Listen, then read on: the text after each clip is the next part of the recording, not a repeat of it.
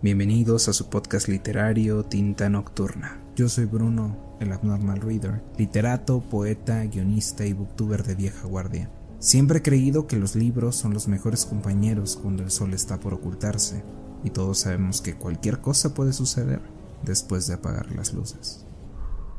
Iniciamos una nueva sesión en nuestra sociedad literaria nocturna. Apaguen sus velas, que en esta reunión hablaremos sobre las novelas escritas con cartas y la novela La Sociedad Literaria del Pie de Piel de Patata de Guernsey. Como podrán notar en el título de esta reunión, de la minuta de esta reunión, es sobre la novela epistolar, sobre sus orígenes, características y este libro que les comento. Como casi siempre en estas reuniones vamos a intentar definir qué es cada cosa, ¿no? En este caso, la novela epistolar podrá parecer algo poco fácil de recordar, ¿no? O algo, un concepto bastante complicado de literatura. Sin embargo, vamos a descubrir que no es tan difícil. Para hablar sobre qué es una epístola, que es como probablemente la palabra más difícil dentro de novela epistolar, en primera instancia recuerdo haber hablado de esto con mis alumnos y algunos me decían que era tal vez un arma o algún tipo de texto de la Biblia, y no estaban tan alejados con las dos acepciones, pero la realidad es que solo es una forma, digámoslo así, un poco fancy, un poco de caché, o de una forma muy elevada, muy clásica, muy culta de llamarle a las cartas. Eso quiere decir que la novela epistolar es una historia, como la mayoría de los libros o de las novelas, con todas las características de la novela imbuidas en ella o dentro de ella. Va a tener unas tramas complejas, va a tener personajes y los desarrollos de los mismos, además de puntos de conflicto, pero también puede ser el caso que se desarrolle esta historia narrando todo desde la perspectiva de una carta, o sea, siempre pensando que va a haber un remitente y un destinatario intercambiando información y siempre hablando el uno hacia el otro. Ejemplos de este tipo de novelas hay varios y podemos remontarnos a mucho en el pasado, pero ahorita tocaremos ese tema. Algunos de los más populares podrían ser, por ejemplo, Las cuitas del joven Werther de Goethe, Frankenstein de Mary Shelley, Drácula de Bram Stoker y tal vez alguno muy conocido actualmente, que es Las desventajas de ser un marginado, el cual fue adaptado a una película, fue muy famosa, mucha gente leyó ese libro. Entonces creo que todas estas en conjunto pueden dar un gran ejemplo de qué es o cómo puede presentarse una novela epistolar. Lo interesante de estas historias es que podemos ver dos caminos muy importantes. El primero es que es un enfoque un poco más introspectivo, tal vez más sentimental y, por así decirlo, también más dramático. Y el segundo es tal vez un enfoque más oscuro, gótico, entre fantástico y terrorífico. Y eso quiere decir, en específico, que las novelas epistolares solo pueden hablar de eso, o sea, de un drama muy profundo, muy sentimental, muy personal, o de cosas de terror. La verdad es que no, y lo veremos cuando empecemos a analizar un poco el origen. Pero sí tenemos que guardar esto, o sea, sí tenemos que guardar el hecho de que se dividen estas dos grandes ramas y que una de esas remite directamente a lo terrorífico, porque va a ser clave cuando veamos las características. Como todo en esta vida, tiene que haber un origen, y el origen de la novela epistolar está íntimamente relacionado con el origen de la carta. O sea, no podemos hablar de una novela que está desarrollada a través de cartas sin hablar del origen de la carta. Y como todo en esta vida, en la literatura, determinar los orígenes es muy complejo, y en el caso de la carta es completamente un enigma. No hay un vestigio real de cuál es la primera carta que se ha mandado en la historia. Probablemente tenemos el registro de la carta más antigua, pero no podemos constatar cuál es la primera carta mandada en la historia. Existen desde la antigüedad menciones respecto a cartas, o sea, tal vez no con el nombre de cartas y tal vez no con la estructura que nosotros conocemos de una carta hoy en día, pero sí hay este desarrollo, o si hay esta información, mejor dicho, de un texto que brinda información a otro desde textos antiguos. Ejemplos de menciones sobre cartas o algo parecido hay inclusive desde la Ilíada. Estamos hablando de Homero, la cual nos cuenta la historia de lo que se pudo ver en la película de Troya, pero que en esencia Paris se rapta a la esposa de Menelao y ¿no? Entonces, desde esos momentos de la literatura ya se tiene constatado que una persona podía escribir en un papel una información, una declaración o algo por el estilo que se mandaba directamente a la persona, lo cual podríamos decir que en esencia ya era una carta. Sin embargo, el origen de las cartas referenciadas en la literatura ya más formal es probablemente con Ovidio en su texto de las Heroidas, que en esencia es una serie de poemas dedicados a las famosas heroínas clásicas. Entre los personajes que aparecían, pues había diosas, había mujeres dentro de estos textos, tal vez de Homero, que nunca se les había dado como su perspectiva de la historia. Las Heroidas de Ovidio es otro de los grandes fanfics de Ovidio, y la verdad es que el libro, más allá de lo que podemos hablar de las cartas, tiene cosas muy interesantes, ¿no? Lo más interesante a mi criterio para este tema es que su verdadero título, antes de llamarse como modernamente lo hablamos que es las Heroidas, era Epistulae Herodium, lo que quiere decir que la palabra epístola o epistulae, que ya remite a una carta, se conoce desde el siglo I después de Cristo. Se conoce o se remite directamente una carta como epístola, ¿no? Y tal vez otra cosa muy interesante es que fue el primer intento de Ovidio de darle voz a personajes femeninos de tal vez las historias homéricas o de las leyendas y mitos, como una forma de honrarlas y tal vez, ¿por qué no?, especular literariamente sobre los sentimientos de dichos personajes. La verdad es que no he tenido el gusto de leer las Heroidas, sin embargo he escuchado referencias al respecto en los prefacios de la Ilíada y la Odisea. Entonces créanme, bueno, los prefacios de las versiones críticas de la Ilíada y la Odisea. Entonces la verdad me llama mucho la atención, lo tendré en mi lista, díganme si quieren que la lea.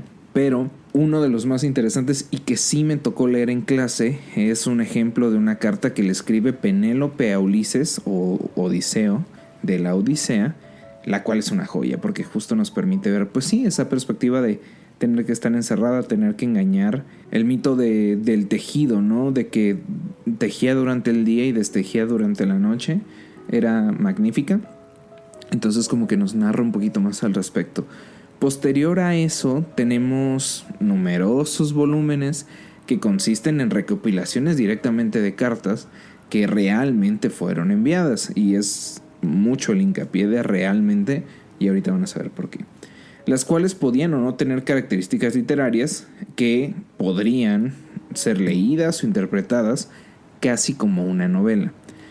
Y también haciendo mucho hincapié en casi, ¿no? Porque este tipo de textos pues propiamente no eran o no tenían la intención de ser una novela en específico, porque en ese momento histórico no existían las novelas. Debemos entender que la novela como la conocemos hoy en día o tiene el ancestro común de el Quijote, ¿no? En nuestra tradición. Pero tampoco necesariamente el Quijote es la primera novela, es considerada la primera novela, pero no creo que Cervantes haya pensado mientras la escribía, voy a hacer una novela. Entonces, asimismo sucede con estas recopilaciones de cartas. No eran pensadas para que fueran leídas como una novela, sin embargo, dentro de la escritura podías encontrar ciertas características fantásticas, exacerbadas, ciertos recursos literarios y retóricos, ¿no? Algunos de estos textos que son recopilaciones de cartas son, por ejemplo, cartas de las Indias, o inclusive, ¿por qué no?, las cartas de relación de Hernán Cortés. Estos textos pues son, a final de cuentas, misivas o mensajes que se daban o que se enviaban desde aquí, de México a América Latina, hacia los reyes de España, con el objetivo, mejor dicho, de demostrar las riquezas que se encontraban aquí en nuestro territorio, las costumbres que tenían las personas, cómo era pues no sé, la geografía, todo lo que iban descubriendo se tenía que enviar casi por escrito y descrito a los reyes, sí, como una avanzada de lo que estaba sucediendo, pero más allá de eso, con el objetivo de obtener más recursos de parte de la corona para que ellos pudieran seguir pues descubriendo estos nuevos territorios, ¿no? Estas cartas no siento que sean un ejemplo sobre lo que es una novela epistolar, porque sirven más como una crónica. Te están contando cómo sucedieron las cosas más o menos en el orden en el que sucedieron. Y lo que es muy importante es que sí, o sea, describen. Hay momentos muy interesantes, sobre todo en las crónicas de las Indias, en donde se ve como bajo la visión de algunos eclesiásticos del momento veían ciertos animales, ¿no? Cómo describían un armadillo, cómo describían un pavo real, ese tipo de cosas, ¿no? O sea, cómo describían las costumbres y sociedades. Era muy curioso ver cómo es que veían a las personas bajo el sesgo de que todo eso era algo nuevo. Entonces también podrían como que guardarlo ahí por si quisieran leerlo en algún momento. Pero pues lo importante de esto es que esos textos no son una novela epistolar, porque en esencia solo es un conjunto de cartas. Entonces, para poder hacer una mejor diferenciación, esto que les estoy contando del conjunto de cartas que no están pensadas para leerse en conjunto, sino que son simplemente una recopilación de cartas, como si yo recopilara todas las cartas que mandé en mi vida y las recopilan y en algún momento dentro de 100 o 200 años las leen, pues no es una novela, pero sí es algo llamado epistolario, que es en esencia el conjunto o la recopilación de cartas que terminan formándose en un libro. Ahora, ya remitiéndonos directamente a el origen de la novela epistolar, estrictamente hablando, hay dos posibles orígenes de este género, y son muy buenas hipótesis y ambas tienen formas de cómo sustentarse. La primera es que surgió de ejemplos en donde dentro de una novela o algo parecido a una novela, un texto que ya está pensado más para ser una novela o una protonovela, se insertaron un par de cartas dentro de la estructura y funcionó. O sea, era un recurso que tal vez no era muy utilizado, pero que se fue haciendo popular con el tiempo y que simplemente era ir metiendo cartas dentro de algo que tenía una estructura diferente. Y la segunda gran teoría, que es la que yo creo o la que yo considero es la más defendible de todas, es que surge de antiguos poemarios del medievo en el que se incluían cartas de los poetas a sus amadas y aparte los poemas que les hacían. Entonces creo que eso es más común, creo que eso es más fácil de replicar y tendría mucho más sentido, porque es como de, pues sí, o sea, un poeta tendería a pensar que sí, toda su obra son solo poemas, pero no, también textos ocasionales pueden tener cierto carácter poético, y las cartas de amor solían ser mucho más poéticas entonces, así que tiene todo el sentido del mundo que hicieran esto, ¿no? Y siento que es muy defendible porque hay varios ejemplos de cualquiera de los dos, pero sobre todo más de estos segundos, ¿no? Lo que sí se puede saber es que la novela epistolar es de nuestra tradición y eso está muy interesante. O sea, la novela epistolar surgió de la traducción de la tradición literaria iberoamericana o del español, porque tenemos ejemplos antiguos de esto, ¿no? Dentro de la primera hipótesis tenemos a Lazarillo de Tormes, que en algunos momentos, yo lo leí en la carrera, pero no me acuerdo bien en qué momento era una carta. Se insertan pequeñas cartas como para dar veracidad, y esto es algo muy importante, sobre la historia de este chico, ¿no? Que es el Lazarillo de Tormes. Pero un ejemplo muy en específico y que sí leí en la carrera y que en mis clases no me dijeron que era importante por eso, es Cárcel de Amor de Diego de San Pedro. Es un nombre muy extraño, ¿no? Pero es un ejemplo de estos textos que sí son una novela, pero que se van insertando cartas. Cárcel de Amor es una historia muy interesante, como que toca diferentes tópicos respecto a lo que es el amor. Recuerdo que la gran parte de lo que leí en la carrera era sobre una persona que le encierran porque en esos momentos de la historia se pensaba que el amor desmedido, casi romántico como en el romanticismo, te volvía loco.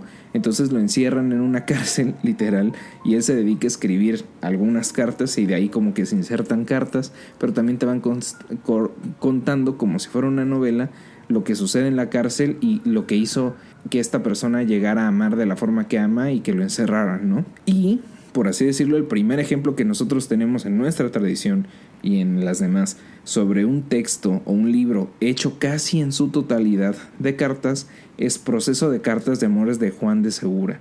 También lo leí en la carrera y también son en esencia cartas de amor. Lo interesante de todo esto es que todos estos libros fueron publicados a finales del siglo XV o inicios del siglo XVI. Eso quiere decir que estoy contemplando un periodo de entre 1480, que todos los 1400 es el siglo XV, y 1550, que es el siglo, o sea, bueno, la mitad del siglo XVI. Y bueno, para seguir hablando un poco del género, antes de llegar a cómo este tipo de novela sobrevivió hasta nuestros días, es importante preguntarnos pues qué características tiene, ¿no? ¿Qué hace diferente a la novela epistolar que otros géneros u otras recopilaciones de cartas convencionales no tienen? ¿Qué es lo que dices, bueno, necesita ser su propio género? Dentro de estas características siento que existen dos grandes diferenciadores. El primero es que se suele desarrollar en un solo argumento y que tendrá, en esencia, por ende, un hilo argumental central, uno solo, que será desarrollado. Y pensémoslo un poco como en los antiguos correos o los mensajes de texto, pero los SMS, ¿no? Siento que ahorita por las redes sociales ya podemos llevar en diferentes redes sociales diferentes conversaciones con la misma persona, pero cuando solo teníamos ciertos medios y una cierta cantidad de caracteres, pues hablábamos sobre un mismo tema y manteníamos la conversación sobre ese mismo tema hasta que ese tema se acababa y pasabas a otro, ¿no?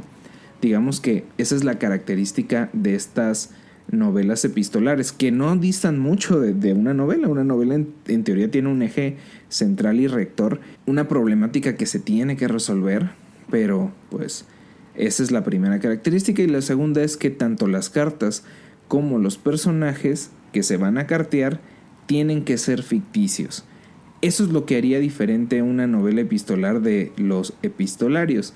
Los epistolarios son de gente que vivió y hablan de situaciones que probablemente sucedieron. ¿Por qué? Pues porque es un archivo, es un pedazo de historia resguardado en texto. En el caso de la novela epistolar, pues sí, para que se considere novela se necesita este carácter ficticio, esta invención, ¿no? Entonces, los personajes, tal vez no los hechos, pero los personajes al menos no tendrían por qué haber existido. Sin embargo, hay características un poco más específicas y que van a estar muy buenas. Vamos a aprender cositas interesantes aquí. Y uno de esos es algo que a mi criterio es muy obvio y que tiene una palabra muy mamadora que hoy podemos aprender y que vaya, si en algún momento lo utilizas, si encuentras el contexto para utilizarla, está genial. Y que dentro de los mismos estudiantes de mi carrera, literatura, a veces se ocupa como, qué cultismo, ¿no? Y es como, qué exquisito. Pero pues no es como que hoy en día cuando yo le explique a alguien sobre literatura utilice este término. Pero bueno, yendo al punto, este tipo de novela, o sea, la novela epistolar, tiene una cierta característica importante, y es que los personajes que se cartean obligatoriamente deben de tener o deben compartir el mismo cronotopo. Y para definirlo de una forma muy básica, porque podría seguir utilizando palabras complejas para esto, es el espacio-tiempo en el que conviven los personajes. O sea, eso es el cronotopo. Y tú dirás, bueno, pues todas las novelas tienen un mismo cronotopo. O sea, todos los personajes de una misma novela comparten el cronotopo. Sí, o sea, claro que sí, porque si no sería como que muy extraño. O a veces no, pero terminan convergiendo, ¿no? O en ese libro no se explica, pero como es una saga de 10 libros, en el libro 5 te lo van a explicar. Y eso es importante por algo muy simple, que es cómo se está realizando la comunicación a través de cartas. El cronotopo es muy importante porque tienes que considerar que esas personas se están comunicando con cartas. Tú no puedes decir, por poner un ejemplo, que una carta que se está mandando de forma física es mandada de Londres a México y que llegue el mismo día. Aún en nuestros tiempos, o sea, en este siglo XXI, tú no puedes mandar una carta de México a Londres y decir que llegó el mismo día. O sea, es imposible, ¿no? Yo creo que una carta que fue mandada de México a Londres tardará unos 5 días en llegar, ¿no? Y es justo a eso a lo que voy. El cronotopo es algo muy importante porque tú tienes que considerar traslados, tiempos, inclusive hechos. Por ejemplo, pensemos, ¿no? Una carta fue mandada hace 5 días y habla sobre eventos que sucedieron en esos 5 días, pero la respuesta ya considera eventos que van a venir en una carta futura. Eso es un problema temporal en tu narración. No puede suceder porque rompes con la ficción. Entonces, por eso es que el cronotopo se vuelve muy importante, porque el cronotopo conlleva el hecho de que estas cartas y estos mensajes tienen que ser creíbles. Por ejemplo, ¿no? El libro del que vamos a hablar más adelante se vale de 2 recursos muy importantes. Bueno, 3 por así decirlo, que son las cartas, los recados y los... ¿cómo se le llama esto? Como los mensajes que se enviaban por cable, sin necesidad que fueran una llamada. Se me va el nombre, la verdad en este momento no tengo el concepto. Pero el punto es que tenías como que esas versiones, ¿no? O sea, si eran correos que se enviaban así, de que mandaban a un niño, literal hasta explican en el libro, que mandan a una persona a enviarle ese correo a otra persona porque viven más o menos cerca. Es casi como enviarse un WhatsApp, pues llegan el mismo día y se responden el mismo día y se acabó, ¿no? Las cartas que se enviaban en la misma ciudad, pues llegaban al día siguiente y había una respuesta constante de día tras día. Y cartas que tenían que cruzar un cierto periodo, pues pasaban 5 días, una semana. El tono que se utiliza en las cartas es el tono confesional.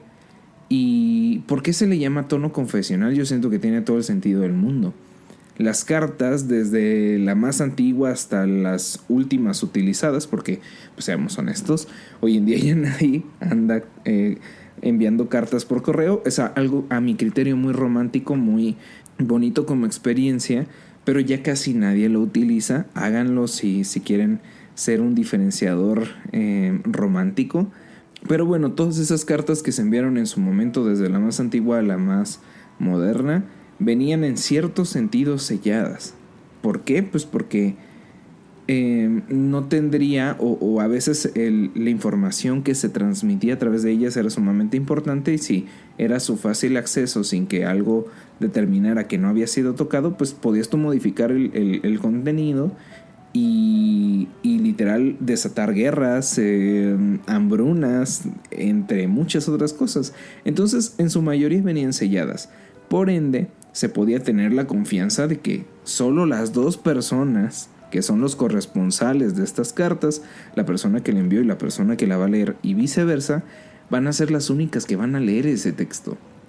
Entonces, desde la antigüedad, las cartas te permiten tener un tono más personal, más objetivo que otros géneros que había en ese entonces. Hoy en día, pues, tú tienes WhatsApp y envías fotos y envías videos y lo que sea, pero en ese momento se cuidaban tanto las formas que realmente en las cartas tú podías ser mucho más laxo. Si era hacia una persona que no conocías, pues no, pero conforme iban pasando las cartas, probablemente te volvías un poco más laxo en la estructura, en lo que querías decir, en cómo lo escribías.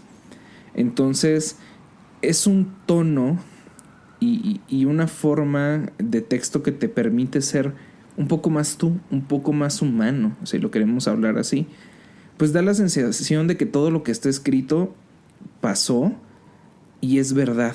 El simple hecho de que a ti te llegase una carta hace muchos años, es como de, bueno, lo que se está diciendo aquí tiene que ser verdad, porque si se envió una carta, no me estaría mintiendo en una carta. No va a ser, puede ser exagerado o dramático en una carta, pero probablemente no sea mentiroso en una carta. Y esto en específico es lo que les decía hace rato, que es algo muy importante, y el por qué este género epistolar va a tener un boom a finales del siglo XVIII, inicios del siglo XIX, con lo que consideramos hoy en día como los prerrománticos. Entonces, en esencia, las cartas tienen eso, que son un tono un poco más humano, que puedes creer un poco lo que sucede ahí, y que obviamente te permite generar ciertas formas de decir las cosas que no, o que otros géneros no necesariamente tienen. Pero bueno, hablamos un poco sobre el origen. ¿Cómo es que llegamos a las novelas epistolares de nuestras épocas, ¿no?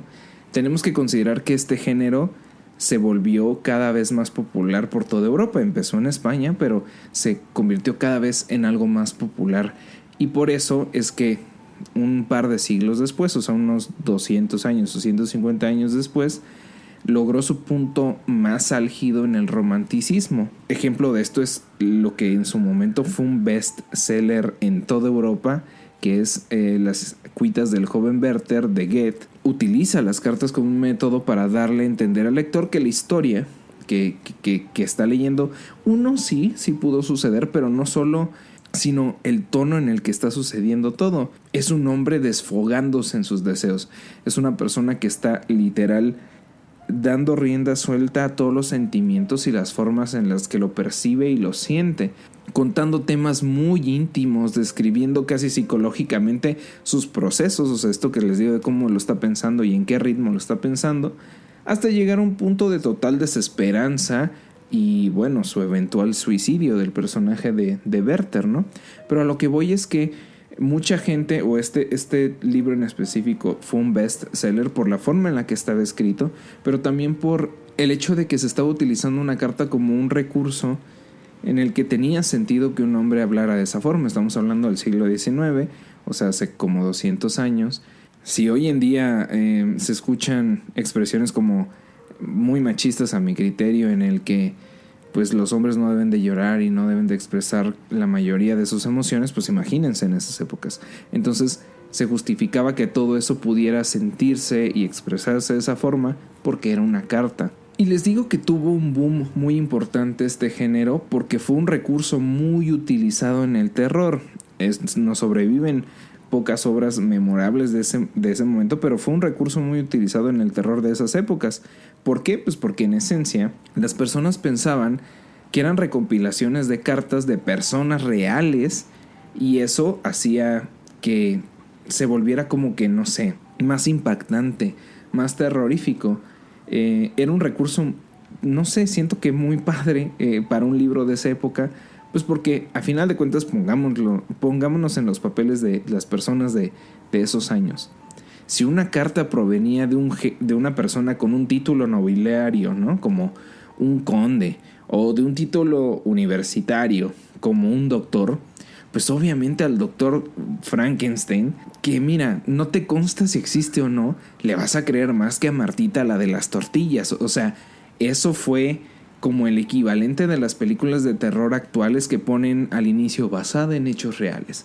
Fue el equivalente en la novela, pero del terror y de ese futuro, o que nosotros llamaremos en el futuro un naciente género gótico, como fue el caso de Drácula o el moderno Prometeo, que es en esencia Frankenstein. Y bueno, es así como gracias a que se vinculó mucho este estilo o este recurso con el terror, se pudo ir evolucionando y se pudieron hacer diferentes adaptaciones y que se fueron agregando a la novela. Por ejemplo, pensemos en que también se fueron agregando telegramas, que esa es la palabra que estaba buscando hace rato. También se empezaron a agregar notas periodísticas para también darle este sentido como de realidad más real, ¿no? Como una realidad aumentada en la literatura que se puede ver en uno de los primeros libros de Stephen King, que es Carrie.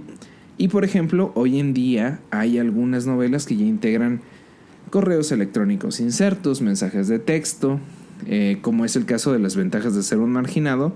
Inclusive en algunos momentos, por ejemplo, de novelas de John Green, pues se utilizan este tipo de recursos. Y si bien el género de la novela epistolar no siento que en este momento pase su punto más alto, no creo que desaparezca, está muy lejos de desaparecer, solo es cuestión de que se adapte o se logre por fin adaptar orgánicamente las formas más inmediatas en las que nos comunicamos ahora con las redes sociales, las videollamadas y todas las posibilidades, ¿no? La neta no me sorprendería que allá afuera ya haya muy buenas novelas terminadas o inclusive en proceso que se valgan de esto que les digo, ¿no? De adaptar un poco cómo nos comunicamos en redes sociales para encontrar nuevos horizontes o para inclusive, ¿no? Poder meter un poco más a la juventud a los textos, la literatura. Pero pues sí, o sea, eso es una novela epistolar. Esta es un poco la historia de la novela epistolar. Y como es parte de este programa, vamos a pasar a nuestra sección de la reseña y hablaremos sobre la Sociedad Literaria del Pay de Piel de Patata de Guernsey. Y bueno, dentro de sus generalidades tenemos que tiene 2 autoras, Annie Barrows y Mary Ann Schaffer. Es de Ediciones Salamandra del sello editorial Penguin Random House y tiene 304 páginas. Como sinopsis general del libro, por si no has leído La Sociedad Literaria del Pay de Piel de Patata o no has visto su adaptación en Netflix en serie, tras la Segunda Gran Guerra, Londres se encuentra en reconstrucción debido a los daños de las bombas, y entre los escombros de su antiguo hogar, en forma de recuerdos y en búsqueda de inspiración, Juliet Ashton, que es una joven escritora, recibe en su casa una carta de una persona de Guernsey, una isla en el Canal de la Mancha, que dice tener un libro que le pertenece.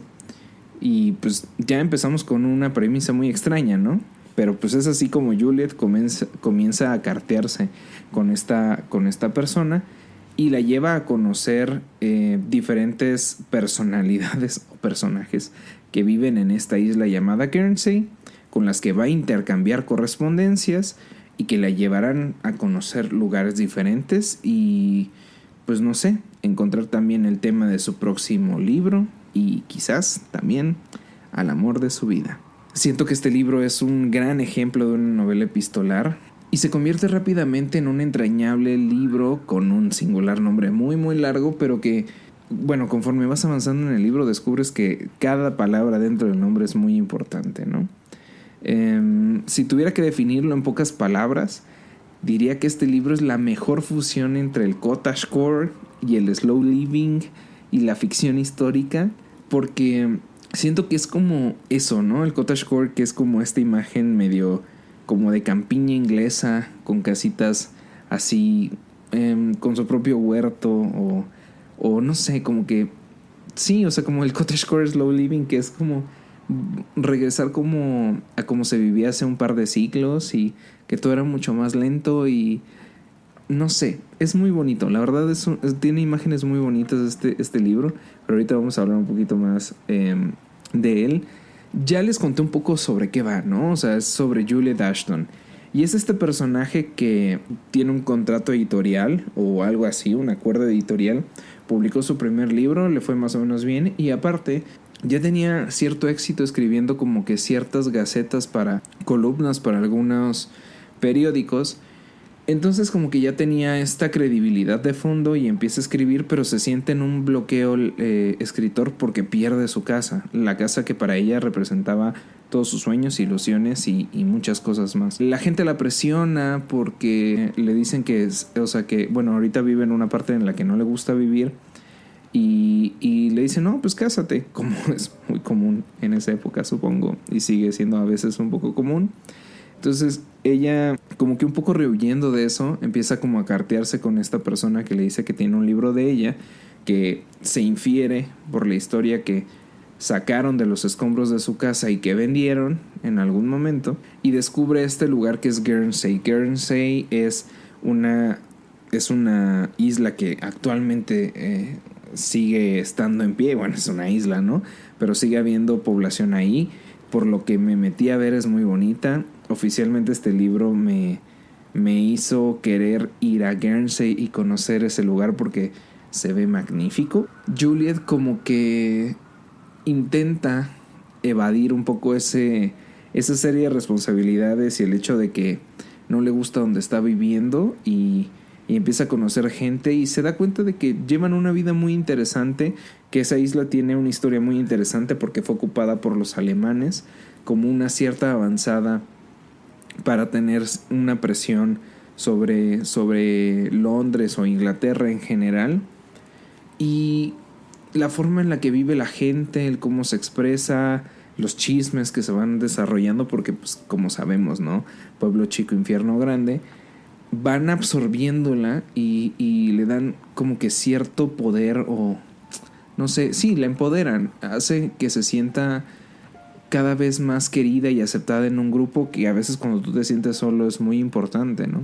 Y este grupo social que la acepta es esta sociedad literaria. O sea, desde el título se sabe que habla de una sociedad literaria, como que un club de lectura, por así decirlo. Y yo sabía que iban a hablar de eso, o sea, es el título del texto.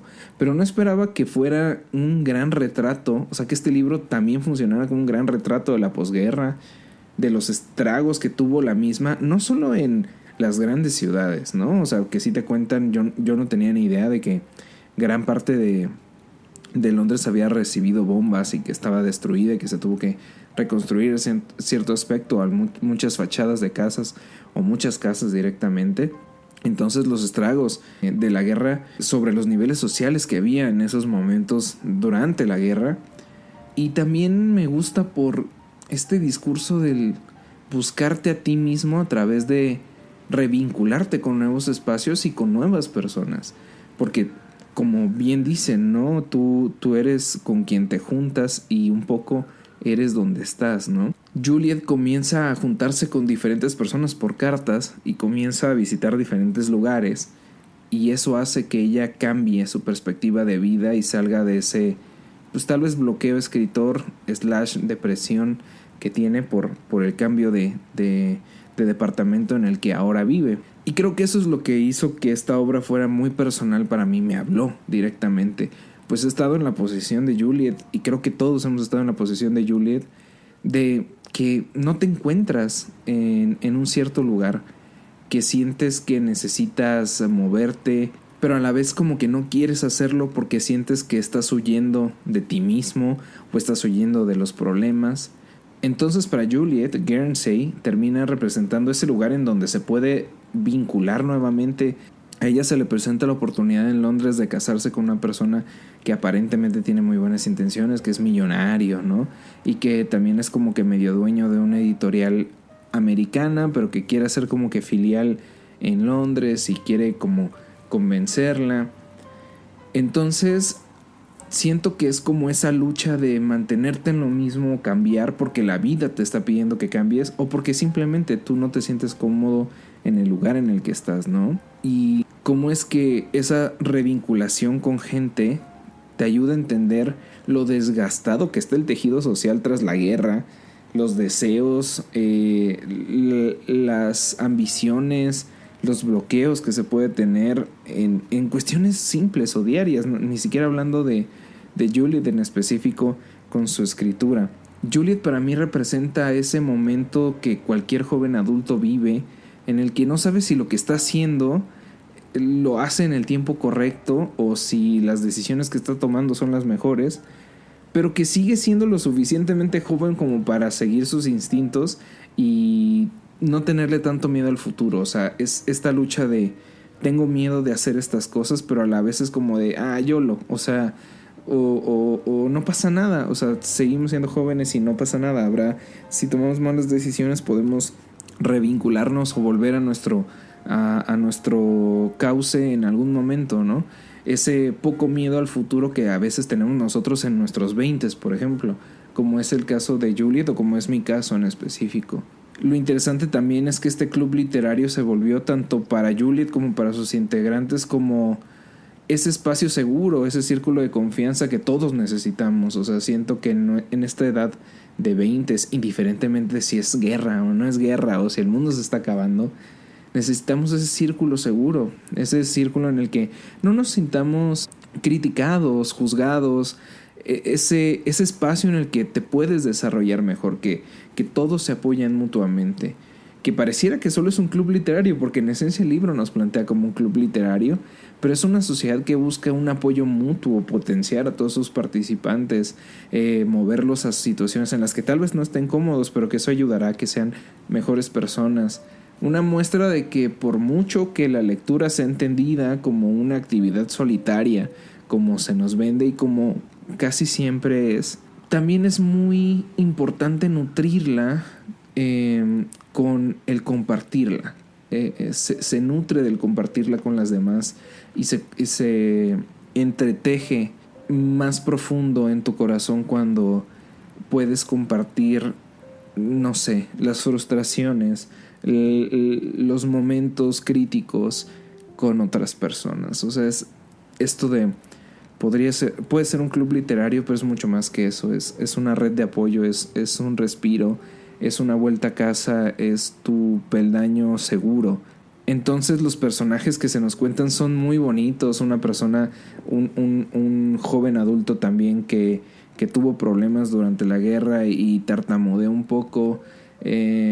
Diferentes señoras con sus aspectos de señoras que juzgan, ¿no? Y que son muy pesadas, o algunas que tienen las mejores intenciones pero que a veces son demasiado enérgicas, niños cuyos padres quedaron huérfanos por la guerra, personas que sobrevivieron a los campos de concentración. O sea, realmente en Guernsey convergen diferentes tipos de personas con diferentes tipos de problemas, que es muy interesante. O sea, se vuelve muy muy interesante porque es este conjunto de diferentes problemas que entre todos dentro de la sociedad literaria van a intentar resolver, y que es muy bonito ver cómo las cosas suceden. O sea, hay hechos que están sucediendo, pero al mismo tiempo todo el mundo parece pausarse. En el momento, intento no hacer mucho spoiler, pero en el momento en el que se juntan la mayoría de nuestros personajes, tú sabes que están sucediendo cosas, pero todos esos problemas que tenía contemplada nuestro personaje principal desde el inicio, o sea, todo lo que preocupaba a Juliet, su departamento, lo del siguiente libro, lo que podía haber pasado en la guerra, si habían ganado, perdido, si iban a construir, si iba a regresar a su edificio, si lo iban a reconstruir, si se tenía que ir a vivir a otro lado. Todas esas cuestiones que tal vez aquejaban a nuestro personaje principal se detienen. Es muy bonito saber que eso se detiene por un momento en la narración, y que ahora te concentras en respirar y refresco, ver otros horizontes, encontrarte con nuevas personas, hacer cosas diferentes, vivir en casas diferentes, los ambientes de esta obra, las correlaciones históricas. Y de hecho, algo que me gustó mucho, que no les voy a decir porque es un tremendo spoiler, pero hacen una referencia a cierto escritor británico que a mí me fascina, me encanta, y me tomaron por completa sorpresa. O sea, yo dije, esto es información completamente innecesaria en el libro, y toma, o sea, no, o sea, fue precioso. O sea, todo lo que te plantean son imágenes muy claras, muy acogedoras, muy simples. Por eso digo que es como el cottagecore y el slow living conviviendo, porque es algo simple, es algo tranquilo. Paisajes ingleses que a mí en general me gustan, ¿no? He leído mucha literatura inglesa y que me encantan desde que tengo memoria, pero que ahora que leo este libro digo, Guernsey está en mi lista oficial de lugares que tengo que visitar en mis futuros viajes. Y eso que es una lista muy corta, o sea, realmente yo no soy una persona de viajar mucho, pero me fascinó, no, me encantó, me conmovió casi hasta las lágrimas. Es un libro también que por el hecho de estar escrito en cartas es muy fácil de avanzar, de leer, y que no te abruma. O sea, es un libro que no te abruma leerlo, que no se vuelve pesado, tal vez muy particulares momentos, pero son muy pequeñitos porque las cartas son muy cortas. Entonces tal vez una o dos cartas no te gustaron, o pareciera que no dan mucha información durante todo el libro, y es como todo lo demás es conmovedor, es tranquilo, es un respiro. Venía de leer cosas como thriller, inclusive cosas más serias como Drácula, y este libro justo me ayudó a hacer como, ay, qué bonito. Este tipo de lecturas casi no las suelo tener. Tiene muchos años que no tengo lecturas tan peaceful, tan tranquilas, tan relajantes, que para mí fue una bocanada de aire fresco. Fue como, güey, qué hermoso es esto. Entonces, es de estos libros que sí, o sea, tiene todo esto que es tranquilo, pero también no se tienta las manos en tocar momentos muy crudos, temas muy complicados. Hablando, por ejemplo, lo que les decía de campos de concentración, ocupaciones alemanas, sobre cómo, no sé, tu vecino te tenía que robar alimento porque ya no tenía para comer.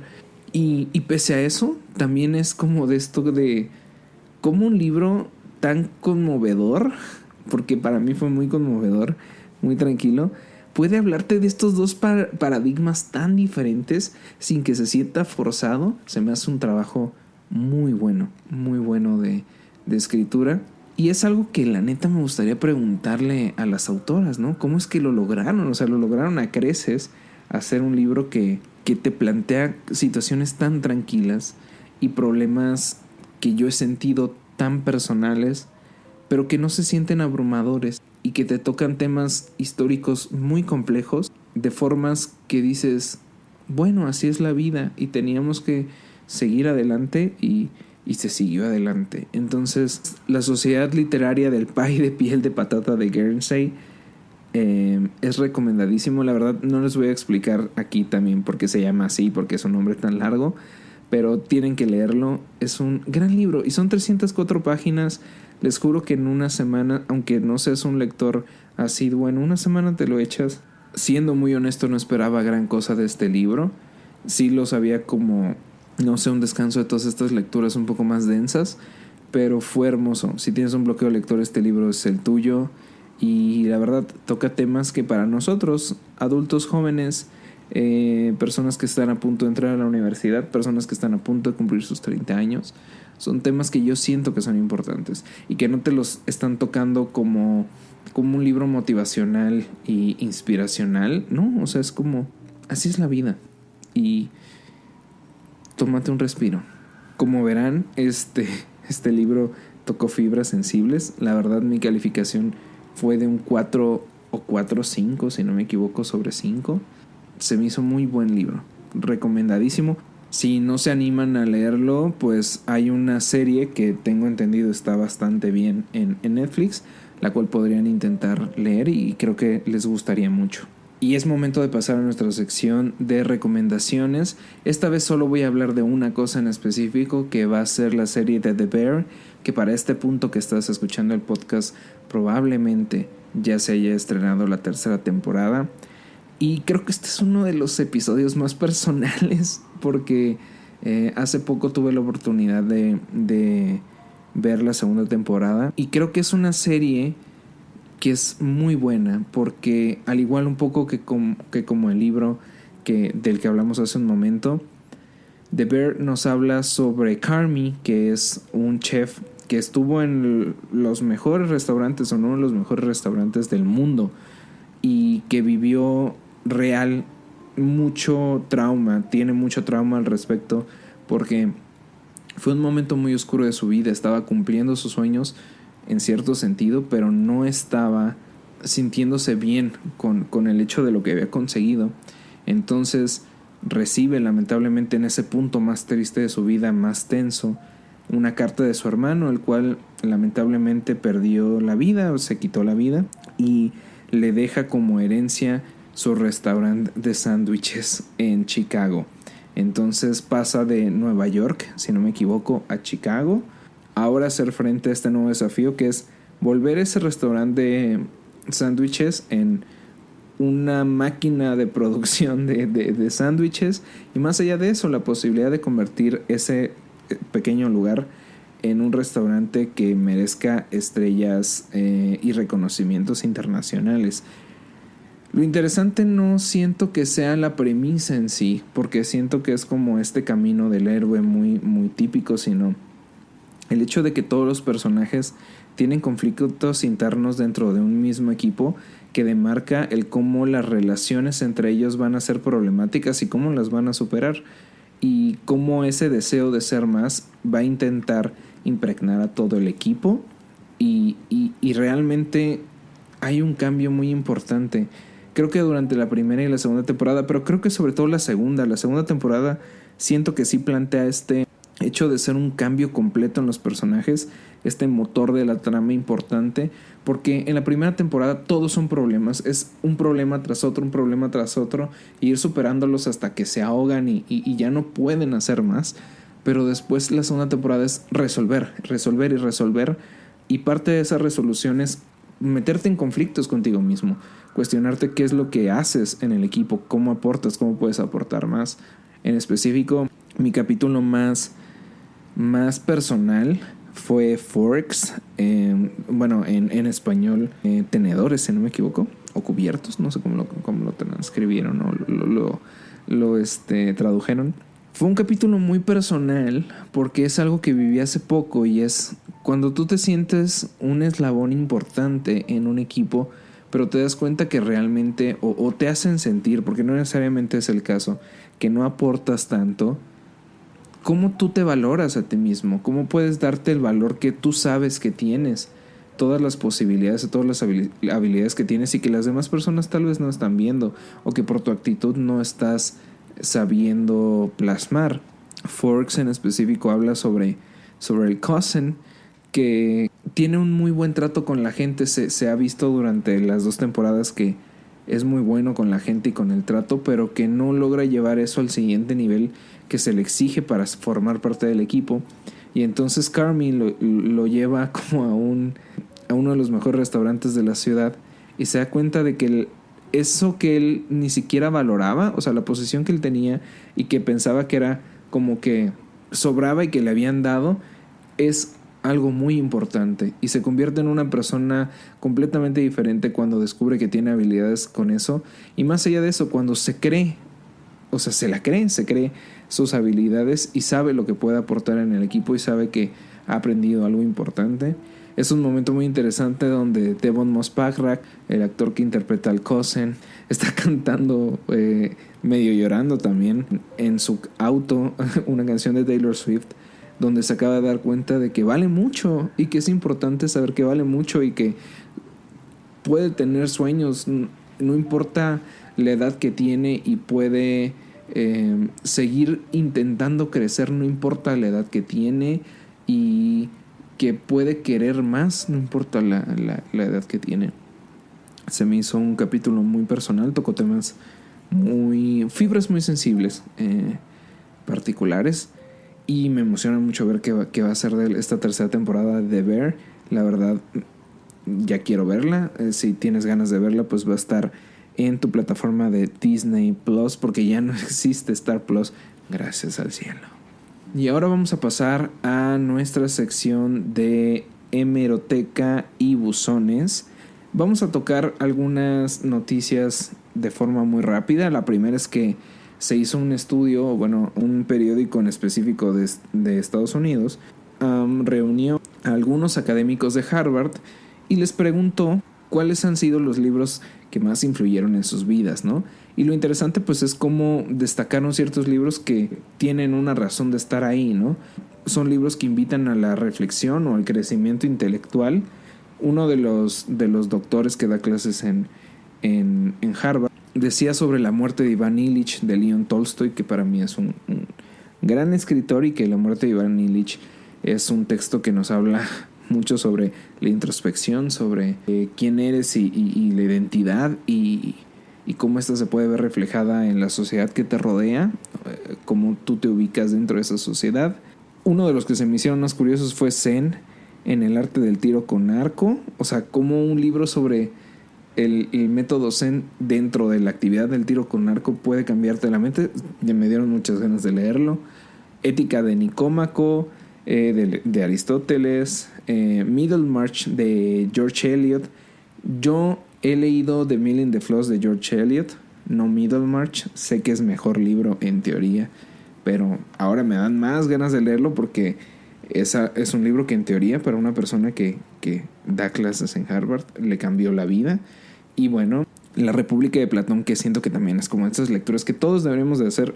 Ese creo que es el libro que irremediablemente digo, de toda esta lista, sí tienes que leer una vez en tu vida.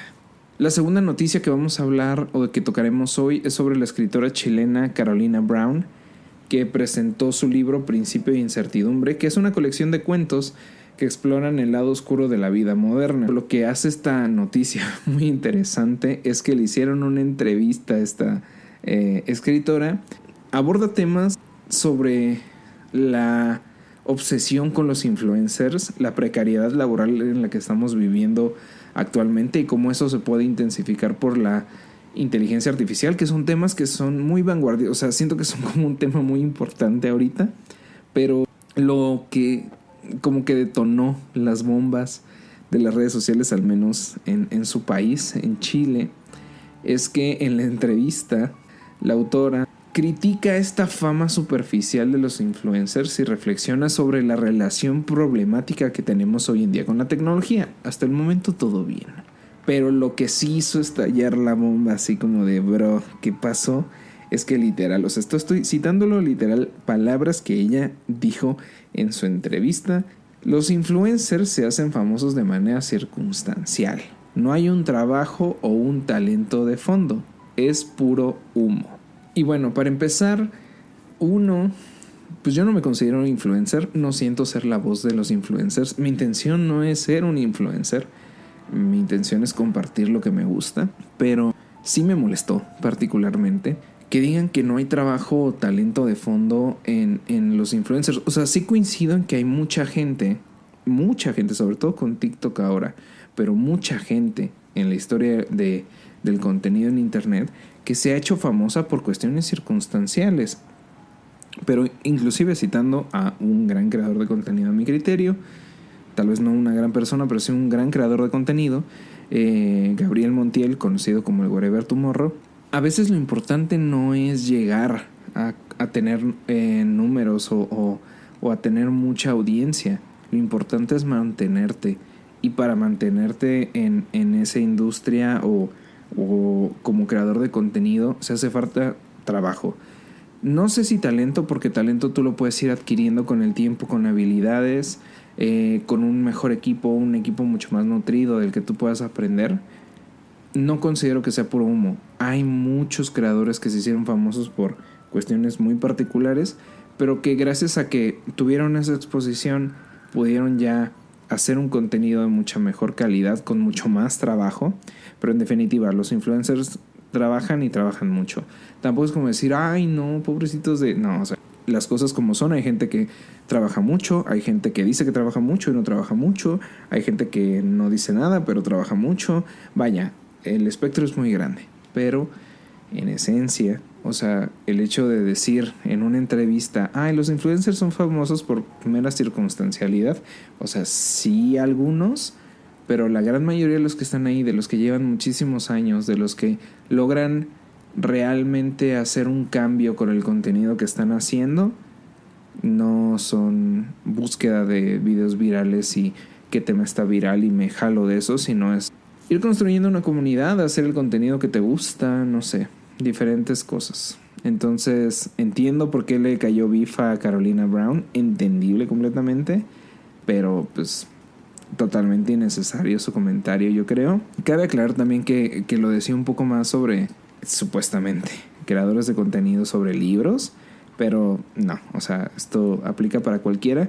Y siento que en algunos creadores de contenido sobre libros, y no es por colgar medallas ni nada, porque no soy el ejemplo de eso, pero mucho menos. O sea, hay creadores de BookTok o de BookTube que se leen de que 7, 10, N cantidad abnormal de libros al mes. Y pues obviamente no, eso es un trabajo, es trabajo.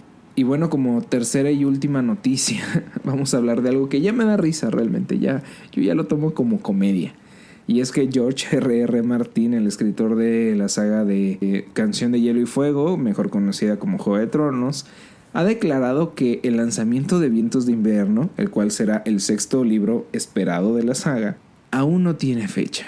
En su blog, el cual llama No Blog, Martin explicó que sus viajes, por cuestiones de las grabaciones de las series, entrevistas e inclusive las reuniones con sus propios editores, afectan su ritmo de escritura, ya que se reúne con editores, amigos y pues les dedica tiempo personal para cada uno. Asegura que cuando el libro esté terminado habrá un gran anuncio, pero que ya no quiere que los fans estén espere el libro y preguntándole constantemente cuando lo encuentran en la calle o en su correo o en su blog o lo que sea. Dice, cuando salga va a ser una gran noticia, dejen de estar molestando. Y es como de bro, o sea, me cuesta mucho trabajo porque el autor no tiene culpa tiene culpa de no escribirlo, pero el autor, cualquier autor, no tiene la culpa de la expectativa que generan sus libros. Que qué bien que la genere, porque así es como se vuelven bastante famosos o adaptan sus libros y se vuelven millonarios. Y qué bueno poder ganar muchísimo dinero en lo que te gusta. Pero es que, brother, los fans llevan esperando este libro desde el 2011. O sea, desde el 2011 que salió el último libro.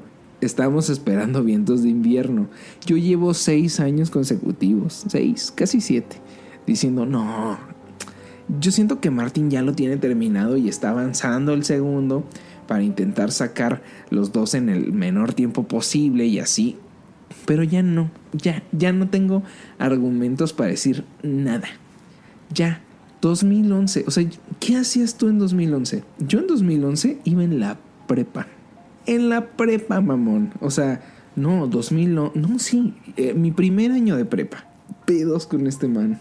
O sea, yo ya estoy desesperadísimo. Desesperado en buena onda.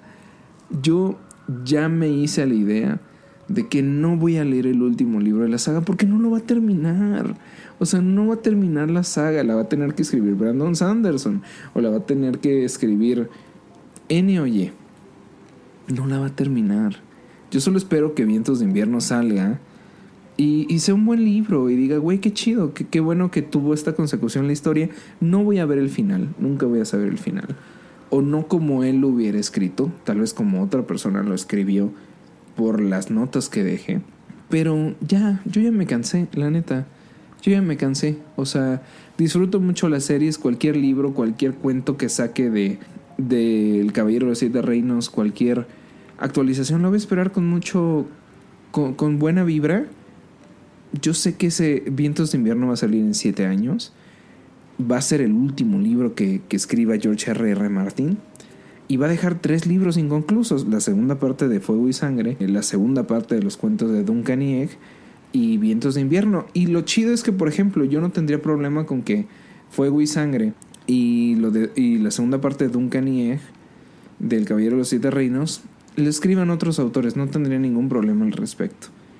Pero sí sentiría muy triste que el último libro, Canción de Sueños de Verano, si no me equivoco, se va a llamar el último, sea escrito por otra persona.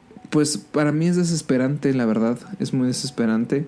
Yo ya me cansé de justificar el por qué te tardarías tanto tiempo en escribir un libro. Yo entiendo que yo no hago esa tarea y que yo también llevo muchos años postergando cosas importantes en mi vida. Pero bro, o sea, 2011, ya pasaron 12 años, 13 años, vamos para 14 años esperando un libro, bro. No, qué triste. Por más que intento querer a Martin como lo quería hace unos 5 o 6 años, ya no, la neta ya no. Y ya me hice la idea triste de ese va a ser el último libro que va a escribir Martin. Y qué chido, qué buen pedo que va a poder casi concluir su saga.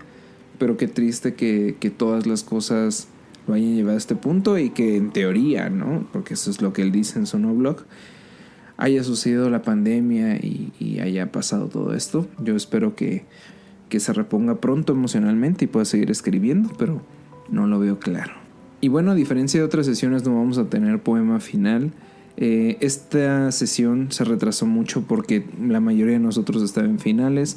Muchos de nuestros integrantes se fueron de vacaciones y pues como siempre en el colegio solo se quedaron las personas que no querían pasar o no tuvieron la oportunidad de pasar vacaciones con su familia. Así que nos tomamos un pequeño descanso, pero volvemos con el ritmo habitual. No vamos a tener poema en esta ocasión, así que yo creo que por este momento levantamos la sesión.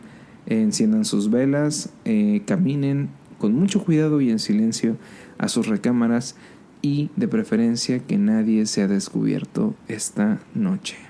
Muchas gracias por escuchar este podcast, te agradezco muchísimo tu participación en los comentarios, tu like. Si te gusta, compártelo, la verdad me serviría mucho.